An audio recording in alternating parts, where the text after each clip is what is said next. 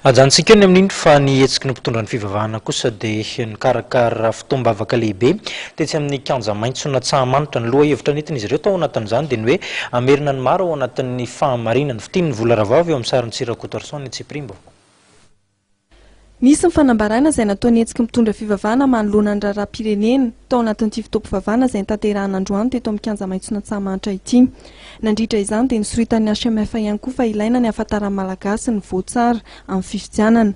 Ilaina ihany koa mamerina ny maro amin'ny fahamarinana ao anatin'izany ny mpitondra, ny miaramila, ny kandida hifaninana amin'ny fifidianana ary ny vondrona iraisam-pirenena.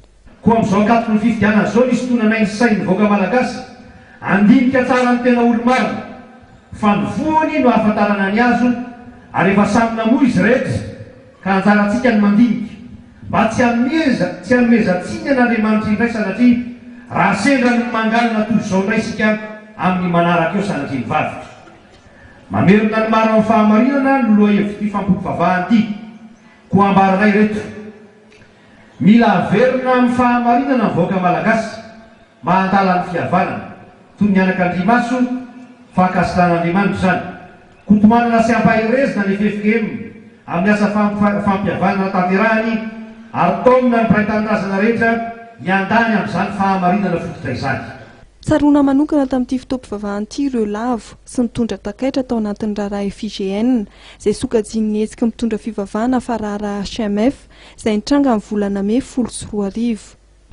Vokatra izany ny raharaha hetsika mitondra fivavahana namoza ny rahalanay ny aina nampidirana ponja sy ny seza izay tana tamin'ny mpitondra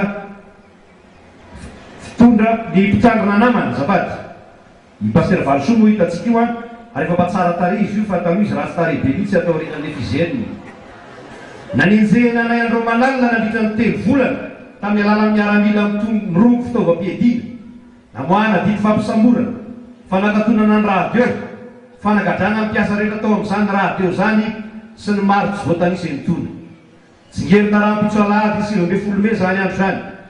Tsy ho famoazana na fitehirizana lahelo sanatria no ampatsivan'ny ray reny fa entina manambara hoe tsy raharahan'ny matahotra na ny voninkiadana ny fijoroana amin'ny fahamarinana ary mbola tsy hitsahatra zany.